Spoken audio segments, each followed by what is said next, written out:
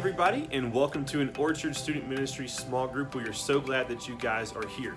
Here's what you can expect for tonight. We'll have some worship, so feel free to sing along, and then you'll have a message from someone talking about something from the Bible. And then after that, we'll have some small group discussion where we talk about the topic amongst each other and bounce ideas and thoughts between each other. So, we're so glad you're here. We hope you enjoy your time, play some games, eat some snacks, and have a great night.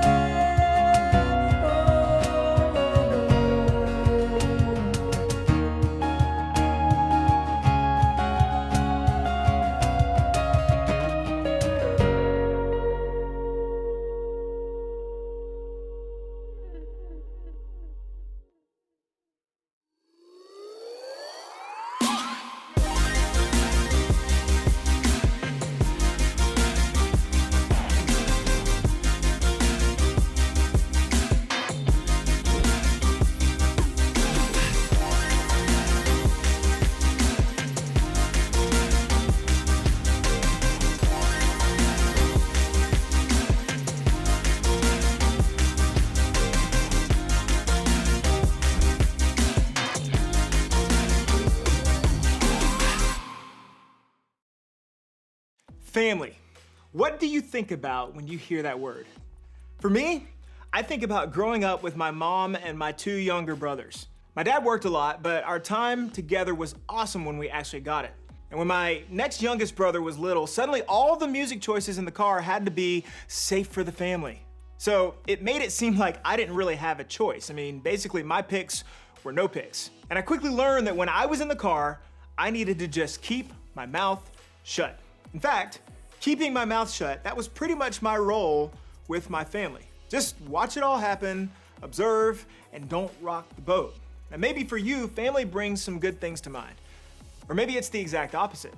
For example, you hear family and think maybe frustration, because your stepsister constantly acts like her time is more important than yours. And then maybe it's annoyance because your parents are super strict and give you a curfew and a schedule to follow like you've just joined the military, right? Or maybe it's chaos because everyone is either fighting or running around 1,000,000 miles an hour, which also leads to some collisions. Now, on the spectrum of awesome to awful, family is rarely ever in the middle. It's awesome 1 minute and it can change in an instant. And our feelings about our families are not the only things that are unique to us because our literal families are unique. For some of you, your family means a mom and a dad. Some of you live with your aunt and an uncle. Some of you are with a stepmom, stepdad, grandparents, foster parents, half siblings, maybe second cousins. Every family looks different. The truth is, every family is unique. No family looks the same, and no family acts the same way. However, every family has one thing in common. It's complicated. Family is complicated. Whenever you put a bunch of different personalities under the same roof, things can get difficult quick. People have different opinions and preferences and needs and ways of communicating, and it's basically a recipe for complete disaster. And if I had to guess, each of us has experienced a disaster or two within our own families. So what happens when disaster strikes in our families? Well, as a way to deal with the madness, almost every person settles into a role that they play in the family. Think of it as your way of making your family situation work. You get a role, you play it, and it keeps things somewhat predictable and manageable. For example, some of you are the mediator in your family. You're always trying to keep the peace and make everybody happy. Some of you are the avoider. You keep your head down, you keep your mouth shut, you keep your mind in your own business, and eventually this will all just go away. This was kind of my role growing up. Some of you are the instigator. Every time you see something going wrong, you get in the mix and you give your opinion, you stir the pot and let everyone know what they're supposed to do. And some of you are the smart one. You're looked at as the brains of your family. Some of you are the rule follower. You avoid trouble and for the most part, you do what you're supposed to do. Some of you are the comedian. You turn almost any situation, positive or negative, into a joke or some kind of TikTok video. Now this list could go on and on for days, but think about it. What is your role in your family? Is it one of the ones that I've listed already? Or is it something else? Or maybe a combination of a few different roles? Sometimes the role you play is influenced by where you are in the order of your siblings, your step-siblings, or your half-siblings. How many of you are the baby of your family? How many are the oldest? What about the middle? Any only children out there? That may affect what role you play in your family. But there is one more twist. Now, I recognize that not all of you would say that you have an active faith in Jesus, and that's okay. You belong here no matter what you believe. But for those of you that do have an active faith in Jesus, your faith can also add a complication to the mix when it comes to your family. Because sometimes it feels like faith and family don't exactly mix well. Maybe you feel confused because you're not sure how you're supposed to live out your faith with your family. You're the only Christian in your household, potentially. And because you love your family, you love to see them develop a faith of their own. But how can you possibly influence them in a way that isn't awkward? Maybe your mom and your stepdad expect you to act a certain way because you claim to be a Christian and there's a certain way Christians are supposed to act. And honestly, it's a lot of pressure. Or maybe the adults in your household, because they care about you, take you to church when you act up in hopes of you getting some positive guidance and direction. Maybe that's why some of you are here today, because now it makes church feel weird. And if you're honest, you may even feel a bit weird too. Maybe your faith is starting to look a little different than the people you live with. You don't want to offend anyone by disagreeing. But the truth is, you don't see eye to eye with them on every aspect of faith, and that in itself creates tension. Maybe faith has been a part of your family for a while, but when you look at your family, and honestly, you're not sure it's working. Faith is talked about, prayers are prayed, church is attended, but the arguments and the tensions aren't solved. You love the people you live with, or at least like them sometimes, but it doesn't seem like faith is solving any of your complicated issues. For a lot of us, it feels like faith is one thing and family is another. They feel totally separate and unable to help or change each other. So does our faith and family even make sense together? Should they? Is that even possible? And if so, what does that even look like? I want to look at a passage today from the book written by a guy named John. A guy who could actually say that he and Jesus were close friends. I'd even say best friends. They were friends after spending 3 years living and traveling together. They would have probably felt more like family. And in John 13, the night Jesus is arrested and the night before he's killed, we find Jesus having a final meal with his friends. No one but Jesus knew that it was their final meal together before everything changed. So you can imagine how complicated this must have felt to Jesus. The passage starts with this. It was just before the Passover festival, Jesus knew that the hour had come for him to leave this world and go to the Father. Having loved his own who were in the world, he loved them to the end. So, just like you love your complicated family, Jesus loved his disciples. They didn't do everything right, not by a long shot, but Jesus still loved them. Knowing his time with them was coming to an end, listen to what he did. Jesus knew that the Father had put all things under his power, and that he had come from God and was returning to God. So he got up from the meal, took off his outer clothing, and wrapped a towel around his waist. After that, he poured water into a basin and began to wash his disciples' feet, drying them with the towel that was wrapped around him. Now, if you think this sounds awkward now, you have no idea how awkward it was to the disciples. Even though foot washing was a common thing then, imagine how nasty feet got walking along the dirt roads in sandals. Jesus was a teacher. He was an authority, a public figure, and people in his position didn't wash other people's feet. That's what servants did. So the disciples didn't know how to respond to Jesus' crazy act of kindness and service right there in front of them. Jesus went on to explain that one of them would betray him and told Peter in front of everyone that Peter would deny his friendship with Jesus altogether. It was a complicated moment. Lots of competing emotions, and with all that is happening, Jesus tells his disciples, "A new command I give you. Love one another. As I have loved you, so you must love one another. By this, everyone will know that you are my disciples, if you love one another." Jesus is saying, you remember what I just did a few minutes ago? How I acted like a servant and washed your feet? How I humbled myself? How I chose to honor you when things felt confusing and strange and complicated? How I showed my love for you then, even when it felt awkward. I want you to do that for one another. Show that kind of love, that kind of service, that kind of devotion. And by doing that, by showing that kind of love to each other, everyone around you will know you are my followers. See what I did? Go do the same. And from there, the questions that come our way are, first, how will people know that you are a follower of Jesus? Second, what will show the people closest to you that you follow God? And third, what will the people around see that tells them about your faith? The answer is simple: love. Now, this seems like something Jesus would say, right? But when you think about the fact that he said it after he just washed their feet, it goes next level. They had no idea just how loving that act was. Jesus knew that a close friend would betray him, and another close friend would deny ever knowing him. And despite all of that, Jesus still focused on love.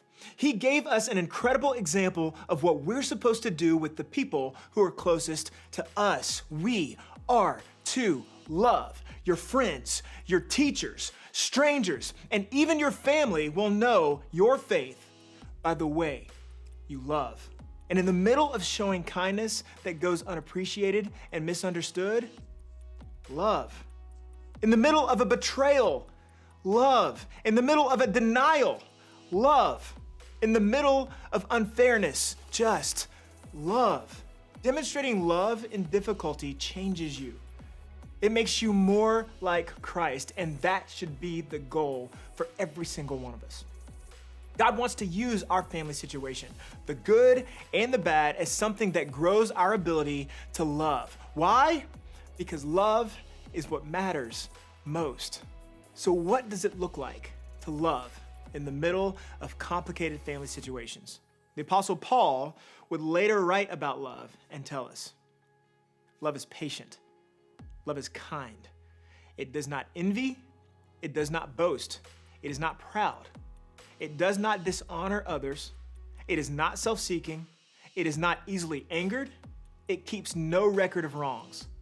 Love does not delight in evil, but rejoices with the truth. It always protects, always trusts, always hopes, always perseveres.